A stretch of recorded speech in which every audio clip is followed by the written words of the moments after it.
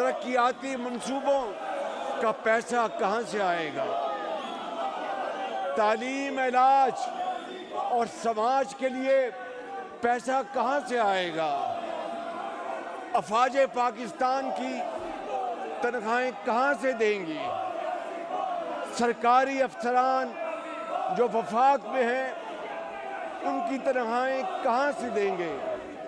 जनाब स्पीकर, ये बात मैं दुखी दिल के साथ कह रहा हूं कि ये सब कुछ कर्ज दर कर्ज लेके दिया जा रहा है पिछले कई साल से, और ये है वो सबसे बड़ा चैलेंज।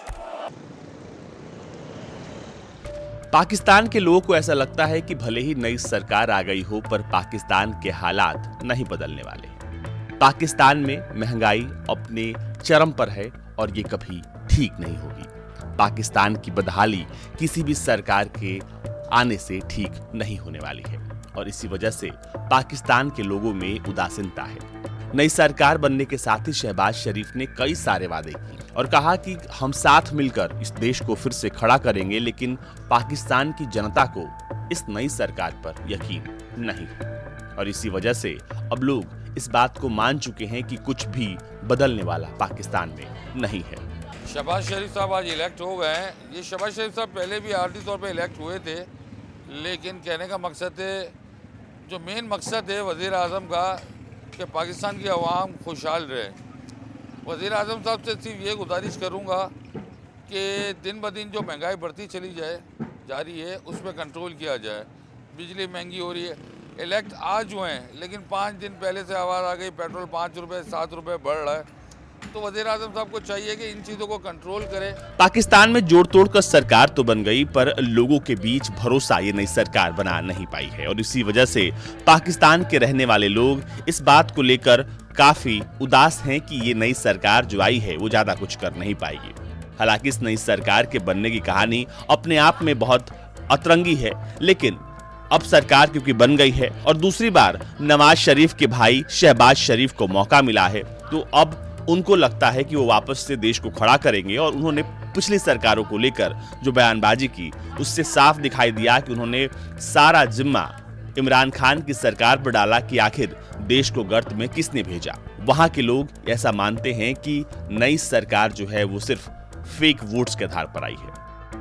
प्राइम मिनिस्टर जाली वोटों वाले बन तो गए हैं, लेकिन मुझे नहीं लगता कि पाकिस्तान के कुछ हालात ठीक हों, क्योंकि मज़ीद ख़राब हो रहे हैं। महंगाई ने इस तरह सता दिया है, आम बंदे की जान निकाल दी है, बिजली महंगी कर दी है, गैस महंगी हो गई है, ट्रांसपोर्ट महंगी है। तो आप क्या कर सकते? मुझे नहीं लगता कि ये वज़ीर कोई हालात ठीक कर सके। पाकिस्तान के रहने वाले उमर शरीफ बताते हैं कि नई सरकार से ज्यादा कुछ बदलने वाला नहीं है। हालात दिन पर दिन और बदतर होते जाएंगे और नई सरकार या फिर चुनाव से इस देश में कुछ नहीं बदलेगा। इससे कोई खास फर्क नहीं पड़ना और आवाम की हालत जो है दिन ब दिन दरगूं होती जा रही है और इस तरह से आवाम के मसाइल हल होते नज़र नहीं आते। ये वही स्टेटस को है जो हमेशा से कायम है और ये उसी तरह ही कायम चलता नज़र आता है। आवाम जो महंगाई के हाथों इंतहाई परेशान है। नवनिर्वाचित प्रधानमंत्री ने जैसे ही भाषण खत्म किया उसके ठीक बाद अब कई सारे लोगों का रिएक्शन आ रहा है।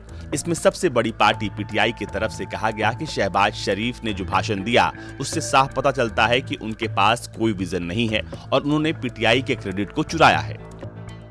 जो शहबाज शरीफ ने तकरीर भी की उससे साफ जाहिर होता है कि उसके पास कोई इमेजिनेशन नहीं है, कोई प्लान मुल्क को चलाने के लिए नहीं है।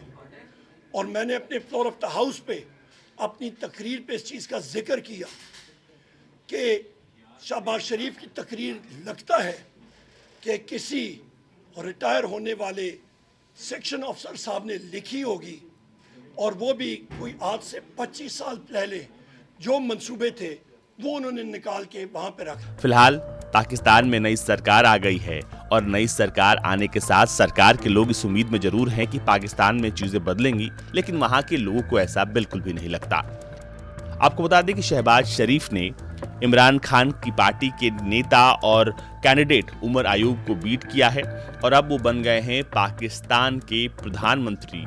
लेकिन कराची और लाहौर की सड़कों पर अभी भी लोगों के बीच उदासीनता है इस नई सरकार को लेकर। फिलहाल कश्मीर, अमेरिका, फिलिस्तीन, गाजा, कतर, सऊदी अरेबिया जितनी भी बातों का जिक्र शहबाज शरीफ ने किया वो सब बातें सिर्फ किताबी हैं, यानी पुराने पन्ने वापस से शहबाज शरीफ रिपीट कर रहे हैं। नया कुछ भी नहीं है, लेकिन लोग चाहते हैं कि फिलहाल उनकी जिंदगी में थोड़ा सा बदलाव आए।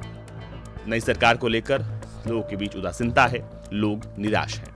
Bureau report, Bharat.